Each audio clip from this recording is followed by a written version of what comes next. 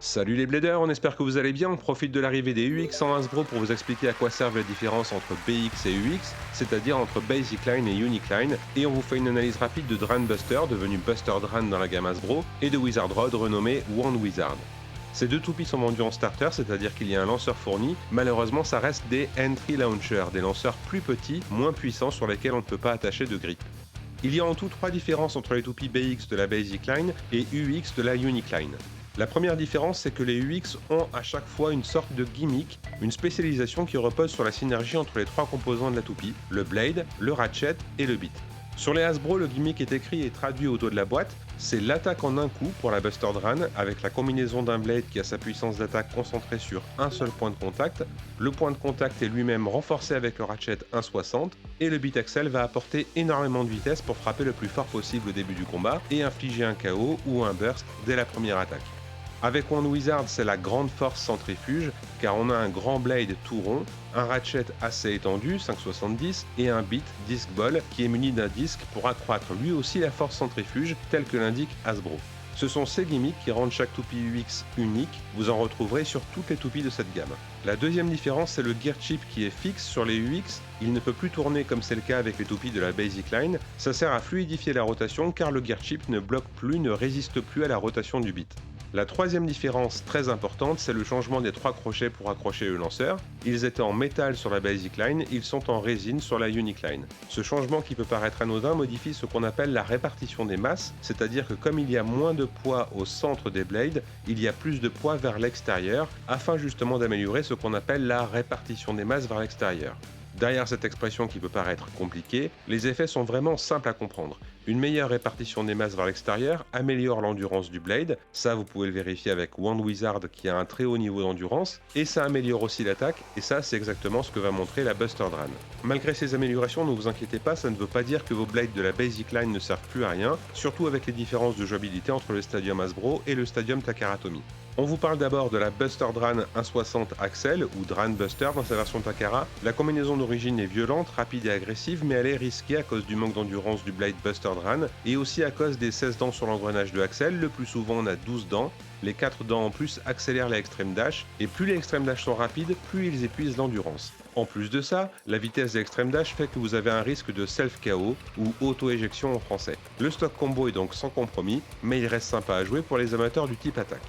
Même dans la gamme Takara Tomy où il y a plus de modèles, le Blade Buster Dran est un de ceux qui tape le plus fort, c'est-à-dire qu'il peut infliger de nombreux KO et des bursts. Sa puissance d'attaque vient de ce qu'on appelle une répartition des masses focalisée, c'est-à-dire que le poids du Blade est concentré vers son seul et unique point de contact. Vous le voyez à l'écran, la partie arrière du Blade a des creux, ça veut dire que l'arrière du Blade est plus léger pour laisser plus de poids vers l'avant, vers le point de contact. Le gros point faible de Buster Dran, en dehors de son manque d'endurance, c'est l'usure. On l'avait évoqué dans notre review de Dran Buster parce qu'on l'avait trouvé moins efficace sur la fin de nos tests qu'au début, mais on avait des doutes parce que notre Dran Buster était rentré plusieurs fois dans des murs suite à des éjections par-dessus le toit du stadium. Aujourd'hui, c'est confirmé, que ce soit au Japon ou aux USA, le point de contact de Buster Dran s'aplatit avec le temps, et plus il s'aplatit, plus il perd en puissance d'attaque. Concrètement, ça veut dire que si vous voulez faire la Battle League Hasbro avec ce Blade, Buster Dran, si vous voulez vraiment jouer la gagne, alors il vaudra mieux jouer un exemplaire tout neuf ou presque. Comme l'attaque est favorisée dans le Stadium Hasbro, Buster Dran est un excellent Blade de type attaque qui causera beaucoup de bursts et d'éjections. Le Ratchet 1.60 est lui aussi fait pour l'attaque, il n'a qu'une excroissance destinée à renforcer un des points de contact d'un blade, ou même à créer un point de contact supplémentaire. Vous pouvez l'utiliser sur n'importe quel type de blade, il est très utilisé au Japon sur la Phoenix Wing ou Sor Phoenix en Hasbro. Sa seule limite est de créer un risque de burst quand on l'utilise sur des bits défense ou endurance, mais c'est pas catastrophique non plus. Généralement c'est un ratchet qu'on va associer à des bits de type attaque ou équilibre, avec une tige élargie pour augmenter la résistance au burst. Enfin, le bit axel a une pointe similaire à flat que vous avez déjà vu sur Sword Dran notamment. Sa particularité, comme on l'a dit, est d'avoir 16 dents au lieu des 12 habituelles. Ça augmente la vitesse et la puissance de l'extreme dash, mais ça épuise l'endurance et ça augmente le risque d'auto-éjection comme on vous l'a dit. Au final, c'est un bit très rapide, mais très risqué.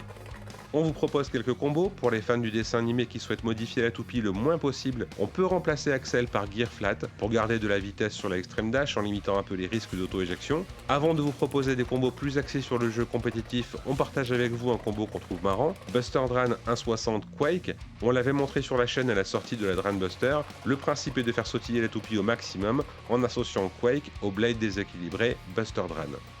Pour le jeu compétitif, on ira plutôt sur un combo comme Buster Dran 360 ou 560 Rush qui vous permettra d'avoir plus de contrôle et de maîtrise sur l'extreme dash, mais aussi un peu plus d'endurance. Si vous n'avez pas Rush ou que vous préférez l'utiliser sur un autre combo, alors on peut le remplacer par Taper par exemple, qui permet d'avoir des attaques nerveuses en début de battle tout en gardant un peu d'endurance. Avant de vous parler de la Wand Wizard, on vous rappelle qu'on offrira le starter de la Impact Direct 960 Low Rush Takara Tomy pour le cap des 3000 abonnements grâce à notre partenaire Beyblade Shop. Cette chaîne nous demande beaucoup de temps et de travail. Si nos vidéos vous plaisent, pensez à vous abonner, partagez nos vidéos sur les réseaux sociaux, laissez un like, un commentaire. On en profite pour dire un grand merci à toutes les personnes qui se sont abonnées à la chaîne.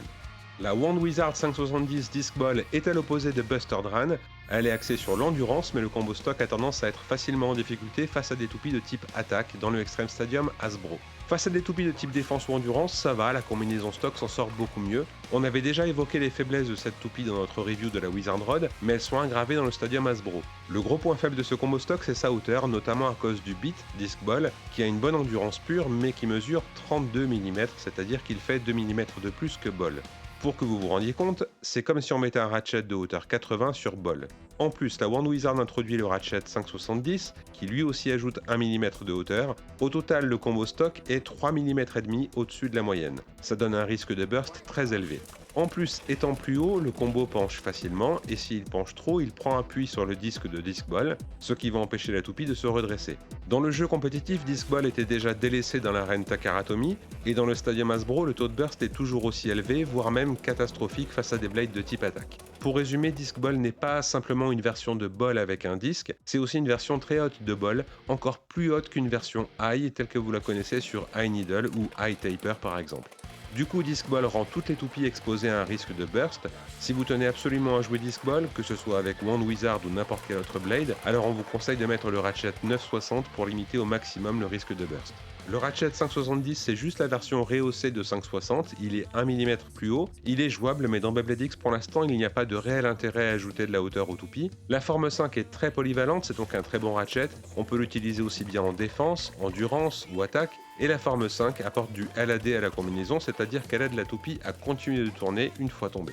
Le vrai intérêt de cette sortie, c'est le blade Wand Wizard. Avec la répartition des masses vers l'extérieur améliorée des UX, il a une endurance hors du commun dans la gamme Hasbro. Jusque-là, un des meilleurs combos de type endurance était Scythe Incendio 960 Ball. Wand Wizard a une endurance largement supérieure.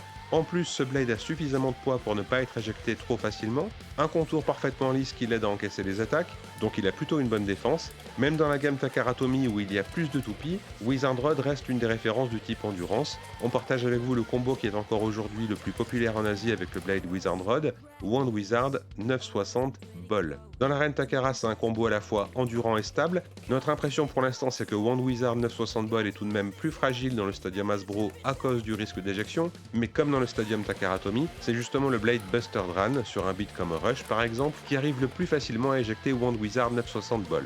Pour résumer, ces deux sorties, Buster Dran 160 Axel et Wand Wizard 570 Disc Ball, peuvent être des indispensables dans la gamme Hasbro, au minimum pour les blades, en vous donnant enfin accès à la Unique Line et la très grande puissance d'attaque de Dran Buster dans sa version Takara, et aussi l'endurance hors norme de la fameuse Wizard Rod. Les beats sont tous les deux risqués à jouer, Axel pour les auto-éjections et le manque d'endurance, Disc Ball pour sa hauteur et son taux de burst. Par contre, le ratchet 160 est excellent, en particulier dans des combos de type attaque, et le ratchet 570 est une alternative jouable à 560 si vous manquez de composants.